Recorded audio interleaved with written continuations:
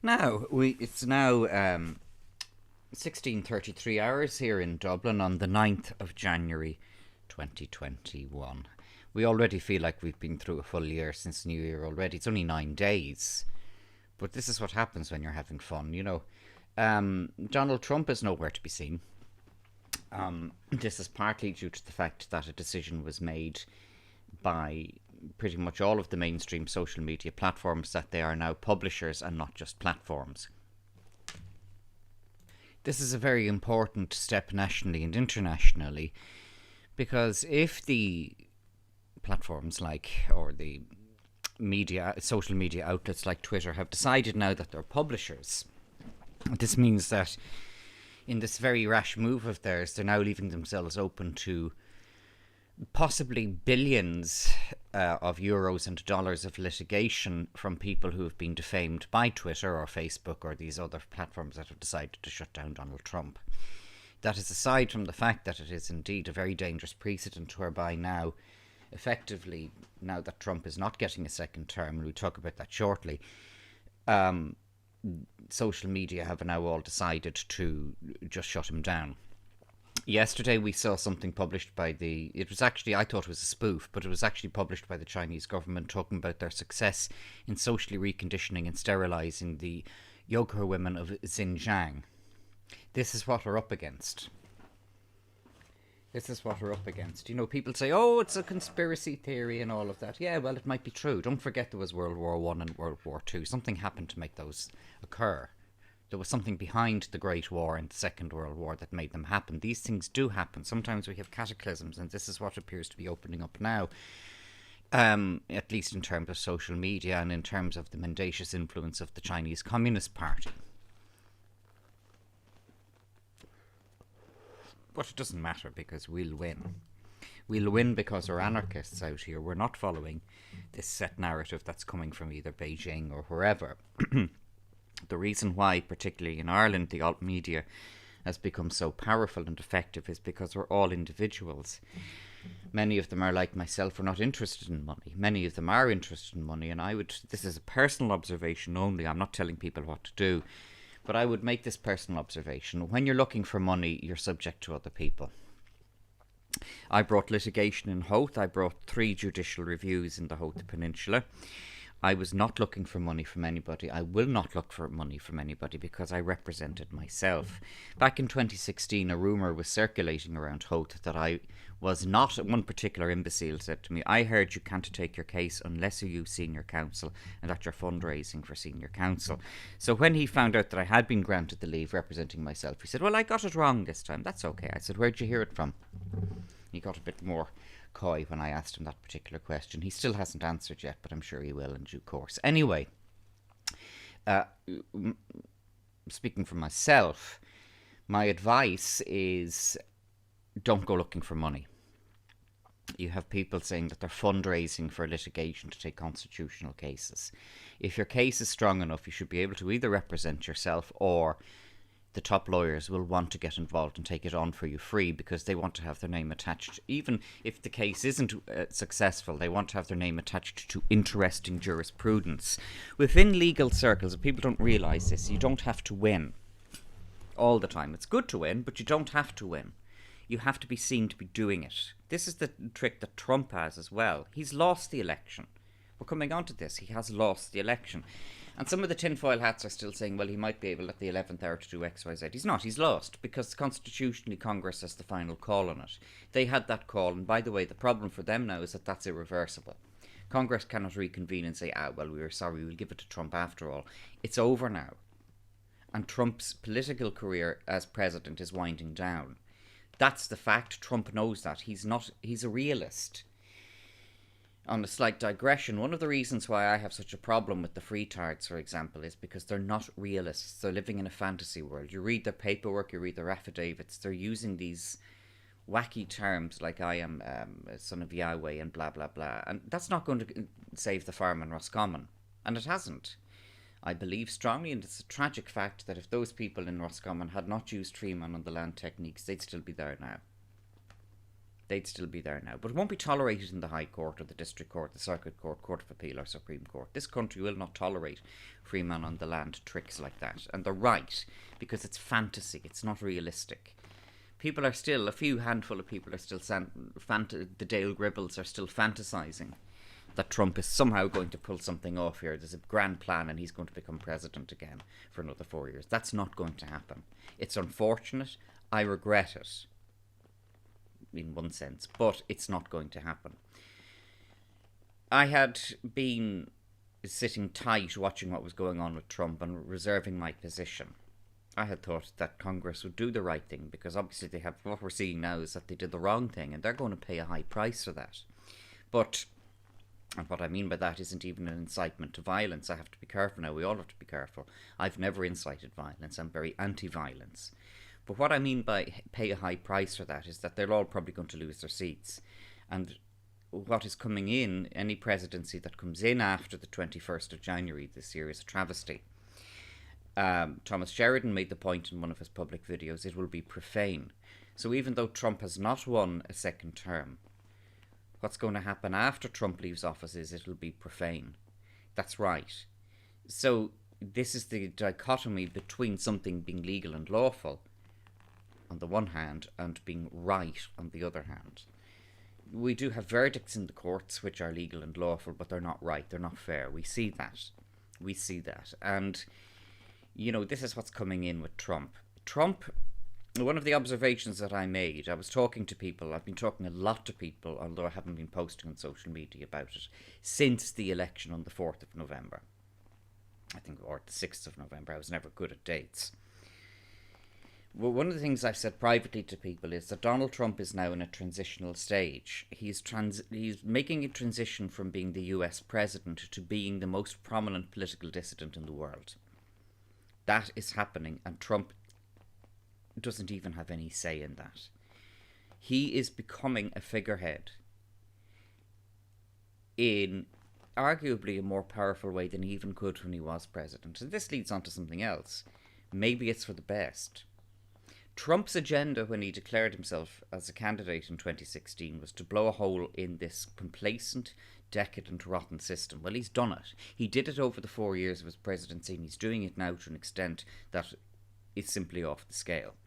That doesn't mean, just to harp on about that point again, that he's going to come back as president. Forget about that, let go. He's moved on, I've moved on. All of us watching what's happening realistically have moved on. He's not going to be president from the 22nd of January onwards. So the interesting question is, who is?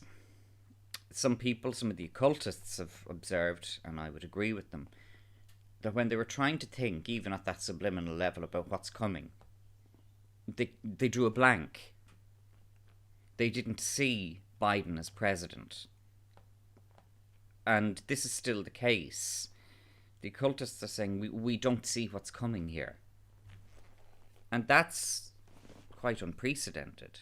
Nor is it a means, though, or a reason to be frightened. When you live in fear, you lose your Mrs. Carmody power.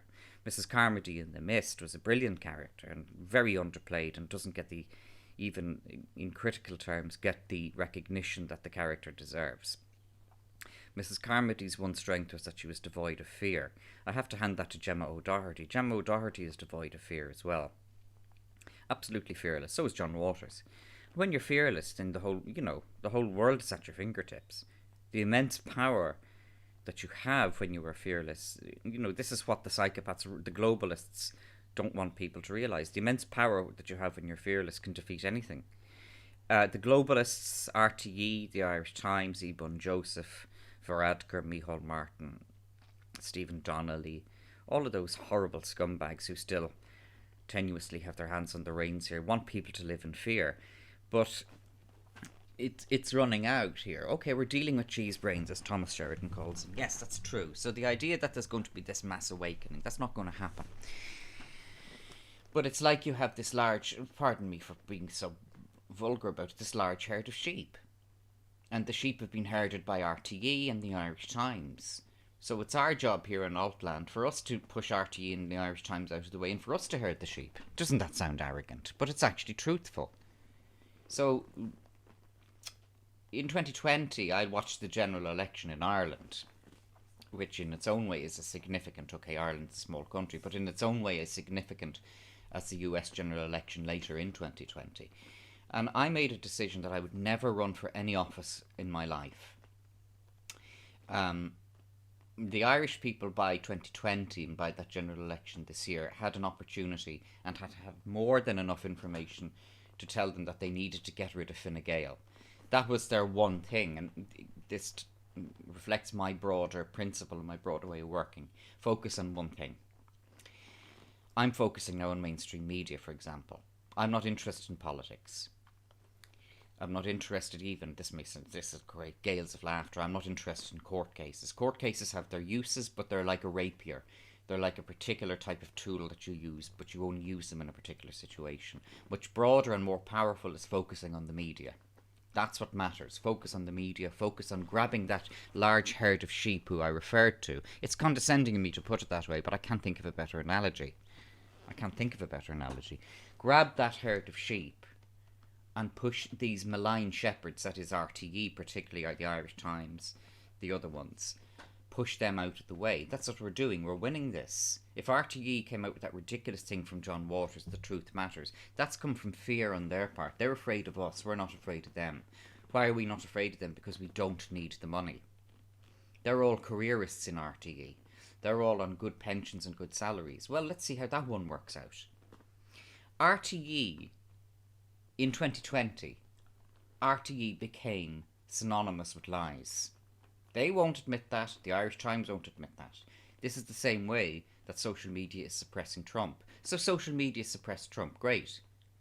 But all that they've done is create this huge conversation that's happening now out on social media, because they're not going to suppress a trillion other people, however much they may try. So this has backfired on them already, and it's only happened in the past 12 hours. And it's the same with RTE in the Irish Times. The fact that you're not seeing it in the Irish Times or that you're not seeing it in RTE does not mean that it is not happening. John Williams' ridiculous Truth Matters thing, ridiculous, laughable rubbish, The Truth Matters, is a sign not of their confidence but a sign of their fear. Because you find T.G. Caher isn't coming out with rubbish like that. They don't have to. So, you know, we're winning this. We actually are winning this. And what's happening with Trump now is, you know, Trump is delivering, as he always has. He's an agent of chaos. And there is chaos happening in America now. But they've brought it on themselves. They've brought it on themselves, what's happening in America. Let's get back to Ireland briefly. RTE, as I said a moment ago, has become synonymous with lies. Last night, I gather, I don't watch the Late Late Show because Ryan Tubridy, I can't stomach Ryan. He's like Varadkar. If Varadkar's on the telly, I leave the room. I'd switched off or I leave the room. I actually physically, that's not a joke or an exaggeration. They're such black individuals that I don't want to be around them. They're such dark, malign individuals that I don't want to even hear their voices. But last night's Late Late Show, I gather, had live on the show people being vaccinated. If you thought that RTE was in any way less than a propaganda organ, last night should have snapped you out of that. It won't, though. It won't. There'll always be the cheese brains, particularly those over 65, for whom RTE is their sole source of information. This is why people are now getting their news off the internet. That is why, but not everybody over 65 has access to that. I think about my own parents, and the only reason why my parents didn't buy fully into the COVID narrative is because I live with them. They haven't worn a mask, they're not getting vaccinated, they're not social distancing. But that's because of the influence of me. I know other people of a similar age, possibly a bit younger, my parents are 91 now, but who are a bit younger than my parents, they'd be in their 80s, and they have adult children. You see, there's an age gap between my parents and me. They were 43 when I was born. They should be my grandparents. When I was in school, particularly secondary school, I wasn't bullied for it, but there was it amused a lot of the other boys in secondary school how I spoke like their grandparents. Russell Brand did make that observation. Kids who are raised by their grandparents have lost a generation of new languages. This is true. That was and the boys in school, they weren't, I was amused at the teasing I'd get for that because I sounded so much older. But that's what happens when your parents are actually generationally supposed to be your grandparents. I'm not adopted either. I am there by, adopt at 43. They don't let you adopt at 33, So, they are my parents. But um, I know other people in their late 80s whose kids who would be in their 50s or early 60s have bought into the COVID narrative completely. And, they haven't I know one woman who hasn't left her home since March. That's an atrocity. That's an atrocity. My parents have left the home. They've gone out shopping. They've gone out walking. Okay, we are in a nice area and they can go out onto the beach and nobody's going to stop them from doing that. We have a direct gateway onto the beach. So even if the guards, which they were doing in summer of 2020, were stopping people from getting onto the beach, they're not going to stop my parents. What are they going to say to my parents? Go home. Okay, we'll go back up the back gate. We'll wait till you've gone. But nobody troubled us. Even when the guards were out on the beach, they recognised us. They saw us coming out of our gate. They're not going to trouble us. The guards haven't given me one iota of trouble since all of this rubbish started. They were out today, actually. There was a roadblock near Sutton Cross today when I was going down to get heart tablets from Mum and to buy cakes and things. And they just saw me in the car and they waved me. They didn't even stop me. They know me. They know I live in the area, and the guards know that I'm not looking for trouble. I'm not Gemma O'Doherty. Gemma looks for trouble with the guards. So you look for trouble with the guards, they'll give it to you. If you want it, you'll get it. Anyway, RTE has become synonymous with lies, and I'm thinking of these older people, like that woman I referred to who has not left her house since March. It's an obscenity. That's an atrocity. That's a profanity. That's a profanity. I've just tripped over in the past 10 days a brilliant guy on YouTube, Jamie the Archer. Jamie Fletcher, he's from Northern Ireland. He is keeping his narrative, and rightly so, to Northern Irish things. But one of the observations that I made, and I said it to him, was that Stormont, the devolved Assembly of Northern Ireland, is having much more rigorous debate about the merits of all of this than we're having in the Dáil. That's true. It's very interesting to watch what Stormont has to say and how these establishment politicians in Stormont are saying that anybody who dissents from their narrative is a crackpot. No, I'm sorry, they're not a crackpot. There are many crackpots out here in Altland, yes, I know them. But at the same time, how dare you call us a crackpot because we simply ask you questions. Earlier Martin Feely, a doctor, made the observation that the likes of Tony Holohan, who's a monster, they come on, Luke O'Neill, they come on telly and they speak ex cathedra. They're not even questioned. They're not even asked to validate the claims that they're making. And good journalism is going an awful lot further than even asking them to validate the claims that they're making, but even that, on its own terms, is not happening. A good journalist would at least say, well, Dr. Holohan, well, Dr. O'Neill, you're saying X, Y, Z, what's the evidence? Nobody's saying that to them. But there is a consequence of this. There's a price for this. RTE in 2020, among enough people, among a sufficient critical mass, RTE has become synonymous with lies. That's good enough. RTE's brand is finished. They are over, RTE are. Okay, they have enablers in the Dáil at the moment, like pretty much everyone in there. Pretty much everyone in there is an enabler of RTE. We have a one-party state here at the moment. We have a communist state. The Chinese have won so far. But that's what they said in 1940 when Hitler took Paris. What happened to Hitler? It took a while to get rid of him, but it happened. We'll do this. We'll win. But if you look at the political parties in Dáil Éireann, Fianna Fáil, Fine Gael, Sinn Féin, the Greens, Labour, the Social Democrats. There's 6 parliamentary parties in the Dáil. They're all saying and doing the same thing. The only difference is the labels that are put on them.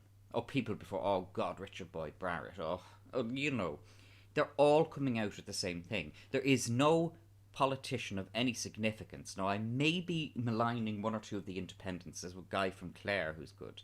But I'm not aware of any significant voice in the Dáil or the Seanad that is questioning the basic fundamental merits and premise of this lockdown and backdating it to February of 2020. Nobody's doing that. They're doing it in Stormont. That's a cardinal difference. And here we're seeing, I was always sceptical of devolved assemblies in the UK, but now we're seeing where the Northern Ireland Assembly has, in its own way, cut anchor from Parliament. And that's very important. And for the first time, I've seen the justification of Northern Ireland having its own devolved government. I'm sceptical about the whole premise of Northern Ireland, frankly, but at the same time, if we accept that Trump has lost the election, then we have to accept that Northern Ireland exists and that it has constitutional legitimacy, at least within the confines of the British state. So, given that Stormont exists, we can't fantasise it out of existence. They're doing a good job in Stormont. They're asking questions. It's not happening in the Dáil. It's not happening in the Dáil, but it will. It won't be me because I'm not going to run. But it will. There will be other people who get into the Dáil and who do eventually get into the Seanad and who start asking the questions and saying, what have we done here? What have we allowed to be done to us? What have we allowed to be done to us by these monsters? Once Trump was confirmed to have lost the election, we then saw things moving more quickly. We saw the malign hand of the Chinese Communist Party coming out here. We saw the malign agenda of social media. But that's not going to make Trump go away. What are they going to do? JFK him? Is that what they're going to do? It's not going to happen. Let's say even that crackpot Pelosi gets him out of office. Let's say that happens. He's still not going to go away. So what these morons have done is they have created with Donald Trump the biggest, most prominent political dissident in world history. And they did it. Trump didn't do it, they did it. Because if last Wednesday Congress had done the right thing and allowed Trump to have a second term, we would not be where we are today. This is because of Congress doing the wrong thing and, chicken soy boy politicians like Romney and Graham chickening out at the last minute. Trump was their man. He's a Republican, at least ostensibly, although he's not really. They're Republicans. There should be some degree of party discipline and loyalty, and they say, we're going to support our man. Ted Cruz stood up to the plate. Of all people, Ted Cruz stood up to the plate. And he will reap the benefits of that. Because we're in a state of total chaos at the moment. But this will settle down like a kaleidoscope does after it's been shaken. And